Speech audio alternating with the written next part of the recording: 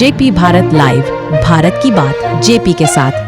Dhanbad cricket association की वार्षिक आम सभा रविवार को धनबाद क्लब में आयोजित की गई।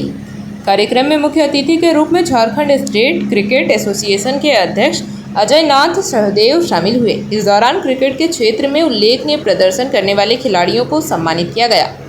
बैठक में डीसीए अध्यक्ष मनोज सिंह ने पूरे वर्ष का लेखा जोखा प्रस्तुत किया और एसोसिएशन की उपलब्धियों को विस्तार से गिनाया। उन्होंने कहा कि विगत वर्षों में संगठन ने कई महत्वपूर्ण कार्य किए हैं और आने वाले समय में खिलाड़ियों को और बेहतर सुविधा देने की दिशा में कदम उठाए जा रहे हैं। मनोज सिंह ने बताया कि डीसीए का अपना अकादमी हॉल बनाने की दिशा में पहल शुरू की गई है, जिससे साल भर खिलाड़ियों को अभ्यास और प्रशिक्षण का अवसर मिल सके। उन्होंने कहा कि उद्देश्य है कि जिले के क्रिकेटर न सिर्फ राज्य बल्कि राष्ट्र स्तर पर भी अपनी पहचान बना सके। मुख्य अतिथि अजय नाथ सहदेव ने मीडिया से बातचीत में कहा कि धनबाद आना उनके लिए एक सुखद अनुभव रहा है। उन्होंने डीसीए की कार्यशैली की सराहना करते हुए कहा कि सीमित संसाधनों के बावजूद यहाँ की टीम लगातार अच्छा प्रदर्शन कर रही है। उन्होंने उम्मीद जताई कि आने वाले समय में धनबाद क्रिकेट की नई ऊंचाइयों को छुएगा। बैठक के दौरान एक बड़ा और ऐतिहासिक निर्णय भी लिया गया। डीसीए के इतिहास में पहली बार किसी सदस्य की सदस्यता रद्द कर दी गई। बताया गया कि संबंधित सदस्य को कई बार स्पष्टीकरण का मौका दिया गया था, लेकिन उन्होंने अपनी स्थिति स्पष्ट नहीं की। अंततः बड़ी कदम उठाते हुए उनकी सदस्यता समाप्त कर दी गई। बैठक में डीसीए के पदाधिकारी, सदस्य, खिलाड़ी और खेल प्रेमी बड़ी संख्या में मौजूद रहे। खिलाड़ियों के हौसलों को बढ़ाने और क्रिकेट के उत्थान को लेकर हुई इस वार्षिक बैठक ने अपने समय के लिए कई अहम संदेश दिए। सर, धनबाद पहुंचे हैं, प्रतिभा की कमी नहीं है, यहाँ पे खिलाड़ियों को सम्मानित किया गया। कैसा अनुभव रहा, कैसे देखते हैं भविष्य धनबाद का इस क्षेत्र में?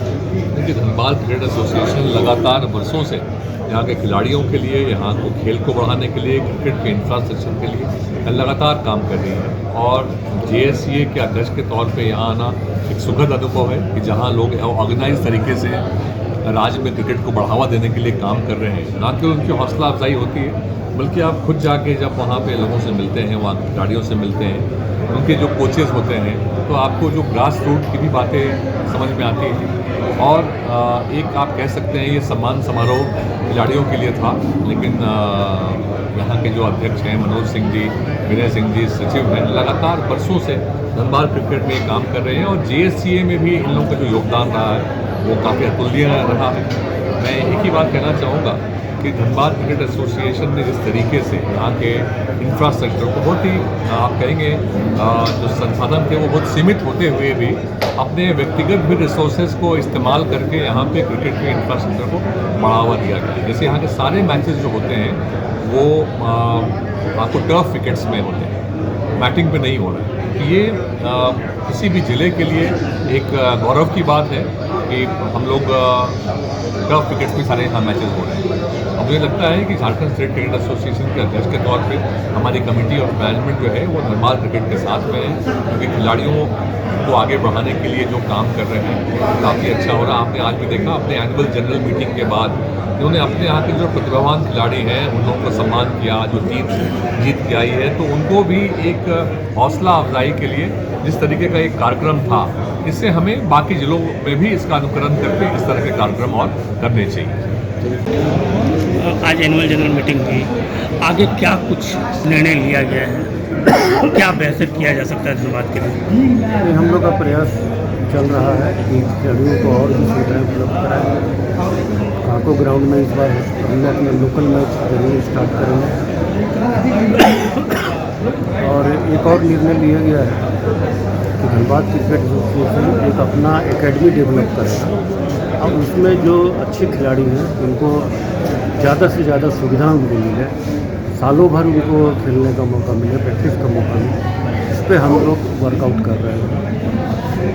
मैच की संख्या जो है वो निरंतर बढ़ रही है, उसमें क्वालिटी भी लाने का हम लोग का इरादा है।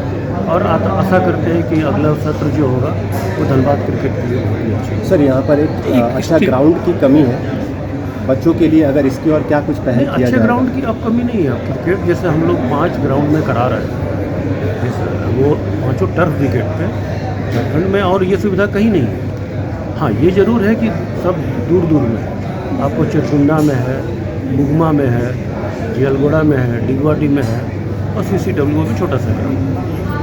तो हम लोग का प्रयास है कि काको ग्राउंड को इस बार डेवलप करें और कुछ कंपनी से हम लोग की बात भी चल रही है, जिनसे अगर हमारा MOU हो जाएगा तो वो ग्राउंड हमारे कंट्रोल में रहेगा। हमारे कंट्रोल में रहेगा मतलब खिलाड़ियों के कंट्रोल। इस बार AGM में जो है कुछ कठोर कदम उठाए गए हैं कि कुछ लोगों की सदस्यता को रद्द किया गया है। DCA के इतिहास में पहली बार किसी भी मेंबर को की सदस्यता रद्द की गई है और उस सदस्य के द्वारा काफ़ी प्रयास एसोसिएशन के विरुद्ध हुआ। उन्हें ऊपर अपॉर्चुनिटी दिया गया, मौका दिया गया और उन्हें मैनेजिंग कमेटी के निर्णय द्वारा उनकी सदस्यता रद्द की गई। उनको ये सुविधा दी गई थी या उनको ये मालूम भी होगा कि उन्हें अपील करने के लिए फीमेल बॉडी में का रास्ता उनके लिए बचा हुआ था, लेकिन उन्होंने कोई अपील नहीं दायर किया। तो AGM में और कोई ऑप्शन नहीं था कि इसके अलावा कि वो जो मैनेजिंग कमेटी है उसको कंफर्म किया जाए। मैनेजिंग कमेटी ने का जो निर्णय है उसको आज जनरल बॉडी मीटिंग में कंफर्म किया। उस सदस्य का नाम क्या था सर?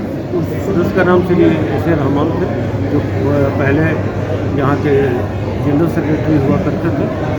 और आप जो प्रश्न करेंगे उसके पहले ही मैं आपको बता दूं कि एक जिम्मेदार पद पे जो व्यक्ति रखता है उसकी रिस्पॉन्सिबिलिटी बाकी लोग से दुगनी हो जाती है और कोई भी व्यक्ति जो है वो संस्था से बड़ा नहीं होता है। संस्था के लिए आदमी को कठोर निर्णय लेने पड़ते हैं, तो वही निर्णय आज DCA की बैठक में लिया गया।